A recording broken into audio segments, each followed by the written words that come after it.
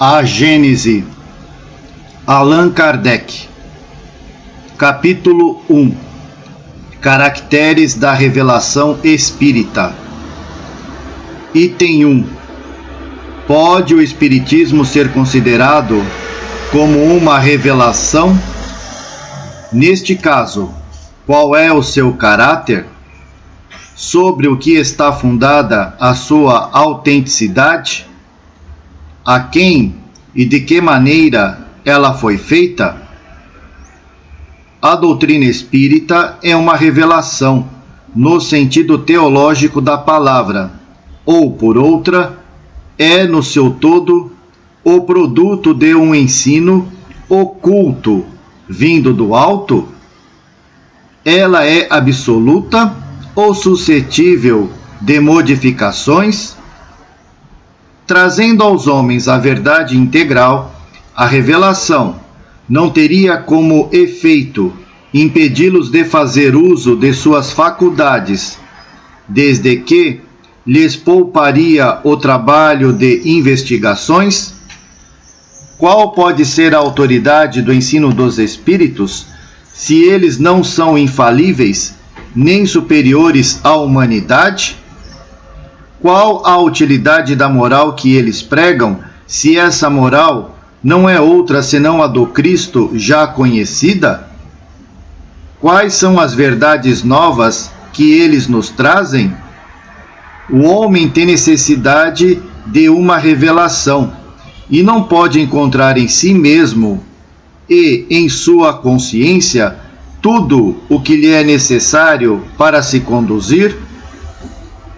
Tais são as questões sobre as quais importa nos fixarmos. Item 2. Definamos primeiramente o sentido da palavra revelação. Revelar, do latim revelare, cuja raiz é velum, véu, significa literalmente sair de sob o véu. Figuradamente, descobrir, fazer conhecer uma coisa secreta ou desconhecida. Em sua acepção vulgar, a mais geral, é empregada no sentido de qualquer coisa ignorada que é esclarecida, de qualquer ideia nova que nos põe a par daquilo que não sabíamos. Sob esse ponto de vista, todas as ciências que nos fazem conhecer os mistérios da natureza são revelações. E se pode dizer que há para nós uma revelação incessante. A astronomia nos revelou o mundo sideral, que não conhecíamos. A geologia, a formação da Terra. A química, a lei das afinidades. A fisiologia, as funções do organismo, etc. Copérnico, Galileu, Newton, Laplace, Lavoisier são reveladores. Item 3. O caráter essencial de qualquer revelação deve ser a verdade. Revelar um segredo é fazer conhecido um fato, se é falso. Não é mais um fato e, por consequência, não há revelação. Toda revelação desmentida pelos fatos deixa de o ser, se é atribuída a Deus. Deus, não podendo mentir nem enganar-se, ela não pode emanar dele. Deve ser considerada como um produto da concepção humana. Item 4. Qual é o papel do professor diante de seus alunos, senão o de um revelador? Ele lhes ensina aquilo que não sabem, o que não teriam tempo nem possibilidade de descobrir por si mesmos, porque a ciência é a obra coletiva dos séculos, e de uma multidão de homens que trouxeram, cada um, o seu contingente de observações, e das quais se aproveitam aqueles que vêm depois. O ensino é, assim, na realidade, a revelação de certas verdades científicas ou morais, físicas ou metafísicas, feita por homens que as conhecem, a outros que as ignoram, e que permaneceriam ignoradas se assim não fosse. 5. Mas o professor ensina só aquilo que aprendeu. É um revelador de segunda ordem. O homem de gênio ensina aquilo que descobriu por si mesmo. É o revelador primitivo. Ele traz a luz que pouco a pouco se vulgariza. Onde estaria a humanidade sem a revelação dos homens de gênio que surgem de tempos em tempos? Mas o que constitui os homens de gênio? Por que são homens de gênio? De onde vieram? O que é feito deles? Notemos que a maior parte deles denota ao nascer faculdades transcendentes e conhecimentos inatos que apenas um pouco de trabalho é suficiente para desenvolver. Eles pertencem realmente à humanidade, pois que nascem, vivem e morrem como nós. Onde, porém, adquiriram esses conhecimentos que não puderam aprender durante a vida? Dir-se-á, como os materialistas, que o acaso lhes proporcionou matéria cerebral em maior quantidade e de melhor qualidade. Nesse caso, eles não possuiriam mais mérito do que um legume maior e mais saboroso que outro. Dir-se-á, com certos espiritualistas, que Deus os dotou com uma alma mais favorecida que a do comum dos homens. Suposição também sem lógica, pois assim se atribuiria parcialidade a Deus. A única solução racional desse problema está na pré-existência da alma e na pluralidade das existências. O homem de gênio é um espírito que viveu por mais tempo e, por conseguinte, tem mais aquisições e mais progresso que aqueles que se acham menos adiantados. Encarnando-se, ele traz o que sabe, e como sabe mais que os outros, sem ter de aprender, é o que se chama um homem de gênio. Mas o que ele sabe não é outra coisa senão o fruto de um trabalho anterior. Não é o resultado de um privilégio. Antes de renascer, portanto, era um espírito adiantado. Ele se reencarna, seja para que outros se aproveitem do que já sabe, seja para adquirir progresso. Os homens progridem incontestavelmente por si mesmos e pelos esforços de sua inteligência, mas entregues às suas próprias forças, esse progresso seria muito lento se não fossem ajudados pelos homens mais adiantados, como o escolar o é pelos seus professores. Todos os povos têm tido seus homens de gênio, que surgem em épocas diversas para impulsioná-los e tirá-los da inércia. Item 6.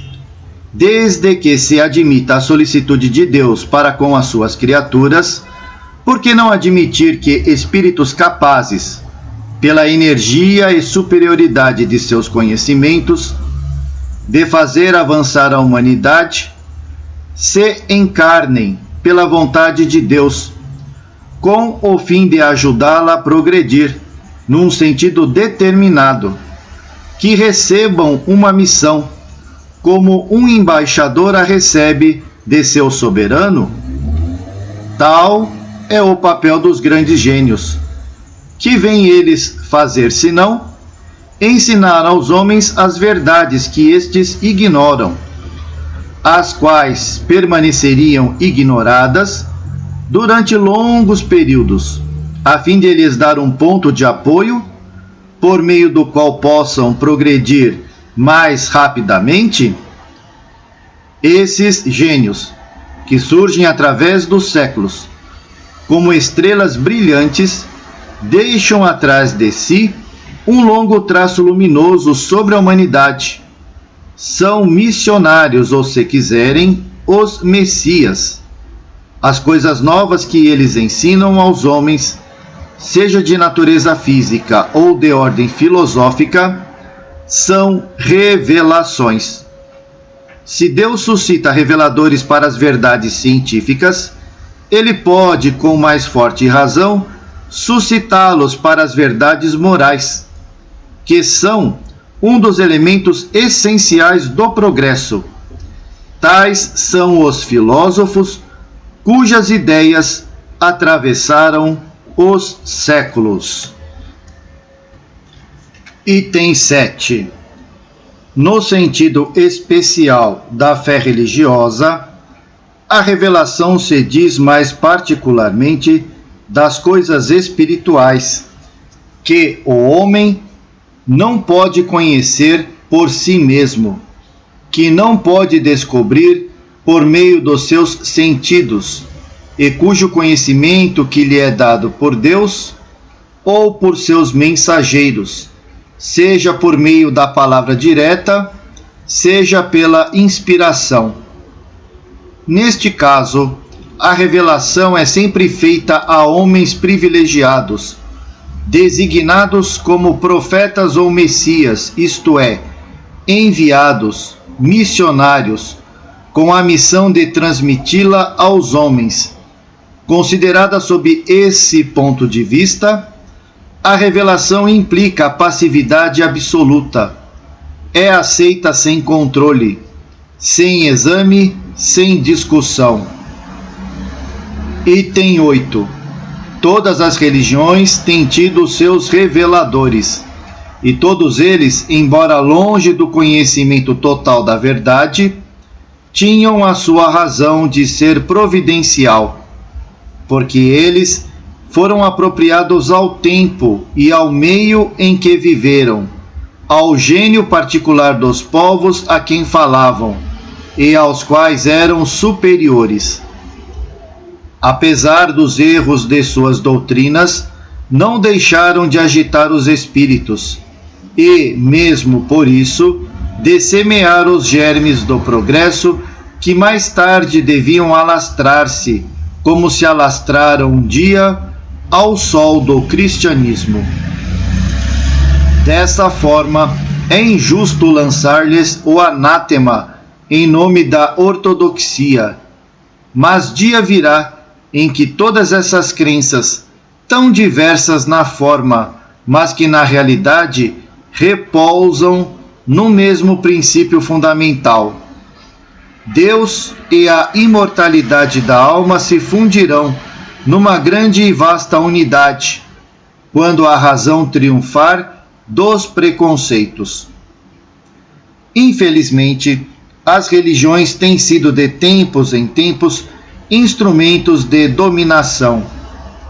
O papel de profeta tem dado às ambições secundárias e tem-se visto surgir uma multidão de pretensos reveladores ou messias, que, em favor do prestígio desse nome, têm explorado a credulidade em proveito de seu orgulho, da sua cupidez ou de sua indolência, os quais acham mais cômodo viver à custa dos iludidos.